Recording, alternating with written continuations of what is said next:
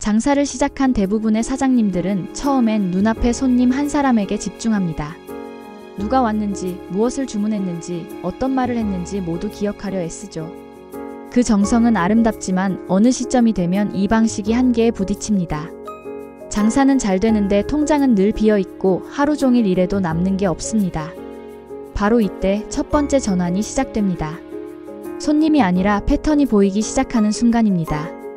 MIT 슬론경영대학원 연구팀은 2022년 소상공인 420개 매장을 추적해 데이터 기반 의사결정을 한 매장은 18개월 후 평균 매출이 26% 상승했다는 결과를 발표했습니다. 흥미로운 건 그 데이터가 복잡한 통계가 아니라 손님 방문 시간, 결제 방식, 날씨, 요일 같은 간단한 정보였다는 점입니다. 즉, 관찰의 관점을 바꾸는 것만으로도 장사의 구조가 달라진다는 뜻입니다. 처음엔 이런 숫자가 낯설게 느껴집니다. 그냥 손님한테 친절하면 되는 거 아니야? 라고 생각하죠. 하지만 돈을 버는 사장님들은 어느 순간부터 오늘 몇 명이 왔는가 보다, 언제, 왜, 어떤 손님이 왔는가에 주목합니다. 비 오는 날엔 배달 주문이 늘고 평일 오후 3시 이후에는 커피 리필보다 디저트 세트 주문이 늘어나는 식의 흐름을 읽습니다. 이 패턴이 보이기 시작하면 판단 기준이 달라집니다. 감정이 아닌 흐름으로 결정하고 운이 아닌 확률로 움직입니다. 피터 드러커는 측정할 수 없는 것은 관리할 수 없다고 했습니다. 돈을 버는 사장님들은 이 말을 현실 속에서 체득합니다. 처음엔 매출표를 보며 답답해하다가 어느 날부터 숫자 속에서 기회를 발견합니다. 예를 들어 한 라멘집 사장님은 매일 오후 2시부터 손님이 급감하는 걸 보고 좌절했습니다. 하지만 한 달간 POS 데이터를 모은 뒤 그 시간대에 배달앱 주문이 급증한다는 사실을 알게 됐습니다. 이후 매장 인력을 줄이고 배달 전용 메뉴를 늘리자 3개월 만에 순이익이 2배로 늘었습니다. 운 좋은 하루가 아니라 패턴을 읽는 구조로 바뀐 순간이죠. 이 첫 번째 전환은 단순히 분석을 배우는 문제가 아닙니다. 사고방식의 진화입니다. 감에 의존하던 사람이 증거에 근거해 판단하는 존재로 바뀌는 일. 그때부터 장사는 노력의 문제가 아니라 판단의 문제가 됩니다. 똑같이 일하지만 결과가 달라지는 이유가 바로 여기 있습니다. 또 하나 중요한 변화가 있습니다. 손님이라는 단어가 고객 세그먼트로 바뀝니다. 20대 직장인, 30대 부부, 50대 단골 같은 구분이 생기고 각각 다른 메시지와 메뉴 구성이 필요하다는 사실을 깨닫습니다. 드러커는 또 말했습니다. 사업의 목적은 고객을 창조하는 것이다. 장사꾼은 손님을 기다리지만 사업가는 고객을 설계합니다. 이 인식의 차이가 매출의 차이를 만듭니다. 데이터를 본다는 건 숫자를 사랑하는 게 아니라 손님의 행동 이면을 읽는 일입니다. 손님이 아닌 흐름을 보기 시작하면 하루하루의 매출표가 아니라 한 달, 한 분기의 방향이 보입니다. 이때부터 비로소 오늘 잘 팔렸는가가 아니라 내일을 위해 무엇을 조정해야 하는가를 고민하게 됩니다. 많은 사장님이 나도 데이터가 필요하다는 건 아는데 너무 어렵다고 말합니다. 하지만 이미 여러분의 손에는 데이터가 있습니다. POS 기록, 배달앱 통계, 인스타그램 반응, 리뷰 내용 올 데이터입니다. 중요한 건 숫자를 모으는 것이 아니라 거기서 패턴을 찾는 눈을 기르는 것입니다. MIT 연구진은 이런 사고를 마이크로 데이터 경영이라 부릅니다. 거대한 AI 분석이 아니라 일상 속 반복에서 의미를 추출하는 기술이죠. 실제로 이 방식을 적용한 매장은 평균 인건비를 12% 절감하며 고객 재방문율이 20% 상승했습니다. 감으로 운영할 때는 절대 보이지 않던 변화입니다. 이 첫 전환을 넘어선 사장님들은 더 이상 오늘은 손님이 정내라고 말하지 않습니다. 대신 이번 주 점심 회전율이 지난주 대비 14% 낮았네. 이유를 찾아보자고 말합니다. 바로 이 차이가 장사꾼에서 사업가로 바뀌는 순간입니다. 그리고 이 시점부터 두 번째 전환의 씨앗이 싹트기 시작합니다. 숫자를 보기 시작한 사장님은 곧 시간의 한계를 깨닫습니다. 모든 걸 직접 할 수 없다는 사실, 그 벽 앞에 서게 됩니다. 그때부터 시스템이란 단어가 비로소 현실이 됩니다. 다음 파트에서 그 이야기를 이어가겠습니다. 하루는 누구에게나 24시간입니다. 그런데 왜 어떤 사장님은 매장을 하나 운영하면서도 여유가 있고 또 어떤 분은 2개의 매장을 운영하면서도 늘 바쁠까요? 차이는 시간을 관리하는 방식이 아니라 시간이 하는 일을 설계하는 방식에 있습니다. 대부분의 장사꾼들은 자신이 모든 일을 직접 해야 매출이 난다고 믿습니다. 하지만 어느 시점이 되면 깨닫게 됩니다.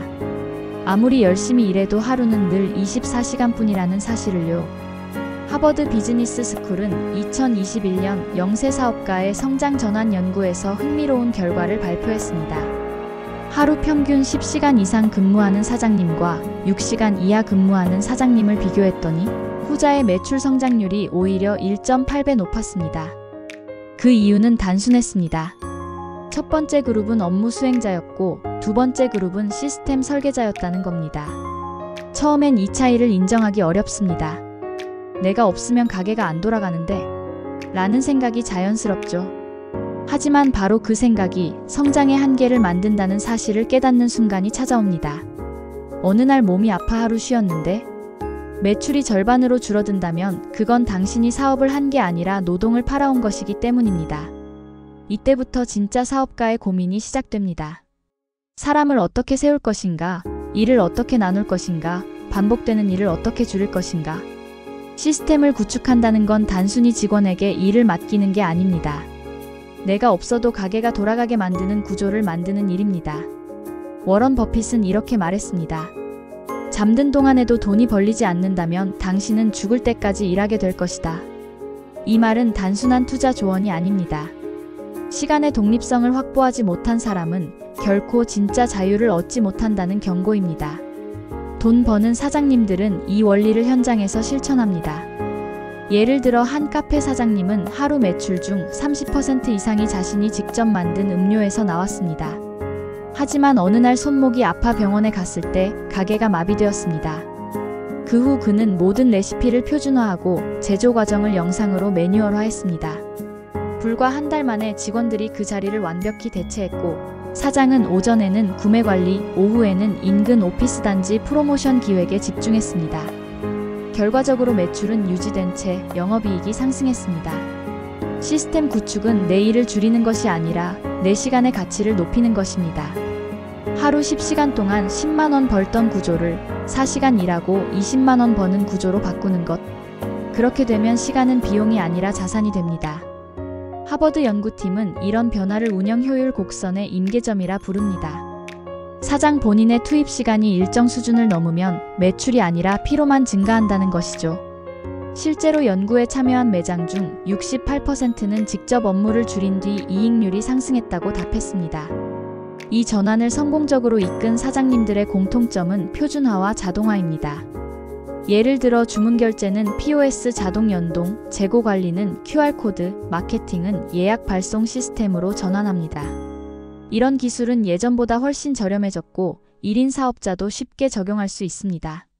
하지만 기술보다 더 중요한 건 위임의 철학입니다. 사람을 믿지 못하면 시스템은 작동하지 않습니다. 내가 하는 게 제일 빨라라는 생각은 즉시 매출 상한선을 만들어버립니다. 반대로 내가 안 해도 돌아가게 만들자는 생각이 들면 비로소 성장의 문이 열립니다. 그때부터 사장님은 직접 일하는 사람이 아니라 일이 일어나게 만드는 사람이 됩니다. 손으로 버는 게 아니라 구조로 버는 단계입니다. 바로 여기서부터 사업은 주인의 시간을 먹는 괴물이 아니라 주인의 시간을 해방시키는 도구가 됩니다. 흥미롭게도 이런 시스템적 사고는 단순히 돈을 버는 문제를 넘어 삶의 만족도를 바꿉니다. 하버드 연구에 따르면 시스템을 구축한 사장님들의 행복지수는 2년 후 평균 37% 상승했습니다. 이유는 단순합니다. 하루의 대부분을 소방이 아니라 설계에 쓰기 때문입니다. 시스템이 돌아가기 시작하면 사장님의 시간은 다시 자원을 생산하는 시간이 됩니다. 그때부터 비로소 일이 아니라 운영을 하게 되고 가게는 주인을 벗어나 자립합니다. 하지만 이때 또 다른 벽이 등장합니다. 바로 경쟁의 한계입니다.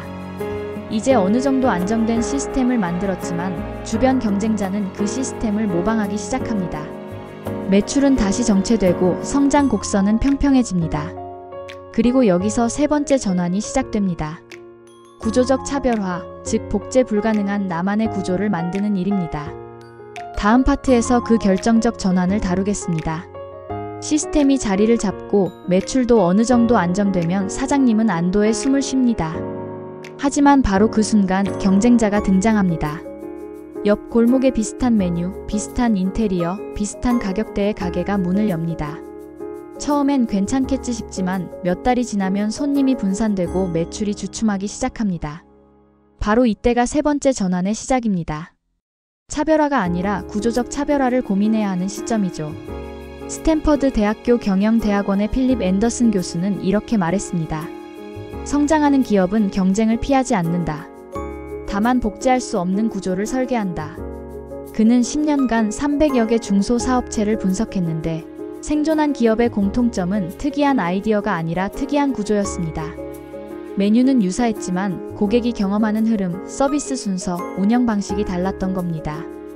돈 버는 사장님들도 바로 이 원리를 직감합니다.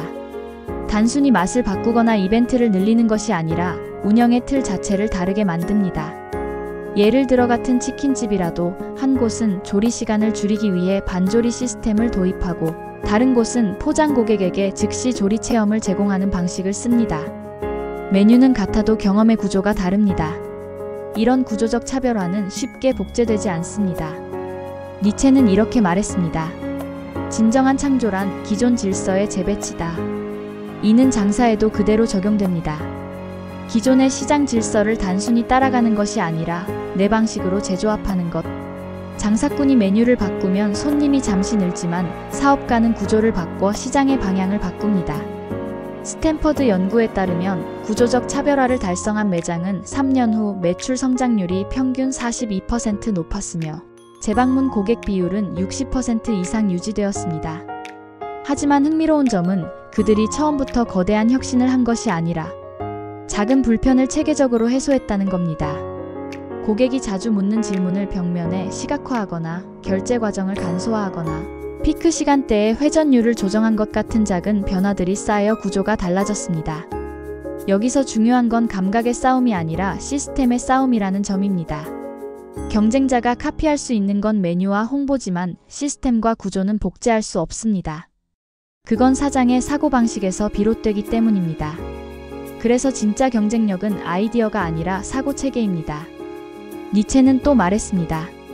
자신이 왜 싸우는지 아는 사람은 어떤 시련도 견딜 수 있다. 경쟁이 치열해질수록 사장은 흔들립니다. 하지만 그때 왜 이 일을 하는가를 다시 묻는 사람이 결국 살아남습니다. 단순히 돈을 벌기 위해서가 아니라 내가 만든 공간이 사람들의 일상에서 어떤 의미를 가지는지 자문해보는 것입니다. 그 순간부터 가게는 단순한 판매처가 아니라 하나의 경험 시스템으로 진화합니다. 예를 들어 서울의 한 디저트 카페는 경쟁이 심해질수록 단가 경쟁을 피했습니다. 대신 대기시간 경험을 새롭게 디자인했습니다. 대기 고객이 자신의 이름이 새겨진 카드에 주문을 기록하면 자리로 들어갈 때 그 카드가 케이크 포크에 꽂혀 나옵니다. 손님은 감동했고 SNS에는 매일 새로운 사진이 올라왔습니다. 메뉴는 그대로였지만 구조가 달랐습니다. 그 결과 이 매장은 주변 카페가 세 곳 문을 닫을 때 오히려 대기줄이 길어졌습니다. 이것이 바로 구조적 차별화입니다. 경쟁을 피하지 않고 경쟁이 닿을 수 없는 구조를 만드는 것. 그 구조는 감이 아니라 데이터, 시스템, 철학이 만날 때 비로소 완성됩니다. 스탠퍼드 연구진은 이를 내재적 모방 저항성 이너런트 리지스턴스 투 이머테이션이라 부릅니다. 복제할 수 없는 이유는 기술이 아니라 맥락에 있기 때문입니다. 사장님의 사고, 팀의 문화, 고객과의 관계가 얽혀있는 그 구조는 단순한 운영 매뉴얼이 아니라 하나의 철학적 시스템이 됩니다. 이 지점에 이르면 사장님은 비로소 깨닫습니다. 경쟁자는 싸워 이길 대상이 아니라 나를 성장시키는 촉매제라는 것을요. 경쟁이 늘어날수록 내 구조는 더 정교해지고 나의 사업은 더 깊어집니다. 그리고 그 다음에는 네 번째, 마지막 전환이 기다립니다. 바로 비즈니스의 방향을 다시 정의하는 순간, 즉 단순한 생존이 아닌 확장과 지속을 설계하는 단계입니다. 다음 파트에서는 이 결론부에서 여러분이 지금의 매출 정체를 돌파하기 위해 어떤 구체적 행동으로 옮겨야 하는지를 이야기하겠습니다. 사업이 어느 정도 궤도에 오르고 시스템이 작동하며 경쟁 속에서도 자신만의 구조를 세운 사장님은 또다시 묻습니다. 이제 나는 어디로 가야 할까? 이 질문은 단순한 성장을 넘어 지속 가능한 확장의 문제로 이어집니다. 그리고 바로 이 지점에서 네 번째이자 궁극의 전환이 일어납니다. 옥스퍼드 대학교 사이드 비즈니스 스쿨에 지속 성장하는 중소기업. 연구 2023는 놀라운 결과를 제시했습니다.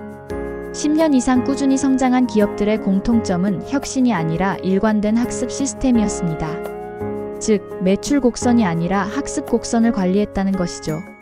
데이터를 수집하고 시스템을 점검하고 구조를 업데이트하는 과정을 반복한 기업이 생존했습니다. 이 말은 장사에도 그대로 적용됩니다. 돈 버는 사장님은 매출표만 보지 않습니다. 리뷰 데이터, 직원 피드백, 재고 흐름, 고객의 이동 경로를 모두 배움의 재료로 삼습니다. 그렇게 매일의 장사가 하나의 실험실이 됩니다. 감이 아니라 데이터로, 즉흥이 아니라 구조로, 단기 매출이 아니라 장기 지속성으로 초점을 옮깁니다. 이때부터 사업은 일이 아니라 철학이 됩니다. 아리스토텔레스는 우리는 반복하는 행동의 결과다. 탁월함은 행동이 아니라 습관이다라고 말했습니다. 장사의 탁월함도 마찬가지입니다. 하루 매출의 기쁨보다 매일의 검증과 개선을 습관화하는 순간부터 진짜 사업가로 진화합니다. 이런 사고방식을 가진 사장님은 위기가 와도 흔들리지 않습니다. 팬데믹, 원자재 상승, 인건비 부담 같은 외부 변수에도 시스템 기반의 대응력을 갖추었기 때문입니다. 예를 들어 메뉴별 수익성을 주 단위로 모니터링하는 시스템을 가진 사장은 손익 악화 시 빠르게 비효율 메뉴를 교체합니다. 반면 감으로 운영하는 매장은 뒤늦게 적자를 인식하고 대응이 늦습니다. 옥스퍼드 연구에 따르면 이런 지속학습형 운영, 구조 어댑티브 러닝 시스템을 가진 매장은 5년 후 평균 순이익률이 31% 높았습니다. 그리고 공통적으로 사장 본인은 관리자가 아닌 조정자의 역할을 수행했습니다. 그는 일선에서 직접 일하지 않지만 숫자와 흐름을 조정하며 가게의 리듬을 조율합니다. 마치 오케스트라 지휘자처럼 각 파트를 조화롭게 움직이는 것이죠. 이 마지막 전환의 본질은 손에서 머리로, 머리에서 구조로, 구조에서 철학으로의 이동입니다. 즉, 더 이상 단기적 목표나 이벤트로 사업을 움직이지 않습니다. 매출이 일시적으로 오르내려도 시스템이 유지되면 회복이 가능하다는 확신이 생깁니다. 그 확신은 데이터에서 오고 데이터는 다시 실행으로 이어집니다. 그러나 이 단계를 넘어설 수 있는 사람은 많지 않습니다. 대부분의 사장님은 여전히 하루하루의 매출에 집중하고 문제 해결을 노력의 증가로 착각합니다. 하지만 노력은 한계가 있고 구조는 지속됩니다. 감정은 흔들리지만 시스템은 누적됩니다. 그러므로 진짜 성장은 구조의 진화에서 나온다는 사실을 기억해야 합니다. 이제 여러분에게 필요한 것은 새로운 노력보다 기존 시스템의 진단입니다. 데이터를 보고 시간을 점검하고 구조를 재조립하십시오. 만약 지금 매출이 정체되어 있다면 그것은 운이 나빠서가 아니라 패턴이 변했는데 구조가 따라가지 못했기 때문입니다. 이때 해야 할 일은 메뉴 교체가 아니라 구조 업데이트입니다. 아리스토텔레스의 말처럼 탁월함은 한 번의 성취가 아니라 반복의 결과입니다. 매일의 데이터 검토, 주간 시스템 점검, 월간 구조 리셋. 이 리듬이 쌓이면 장사는 어느 순간 내가 하는 일이 아니라 나 없이도 돌아가는 일이 됩니다. 바로 그때부터 사장님은 사업의 주인이 아니라 구조의 창조자로 거듭납니다. 지금 이 영상을 보고 계신다면 이미 그 전환의 문턱에 서 계신 겁니다. 손님이 아니라 패턴을 보고 손으로가 아니라 시스템으로 움직이며 경쟁이 아니라 구조로 싸우는 사람. 그게 바로 진짜 사업가입니다.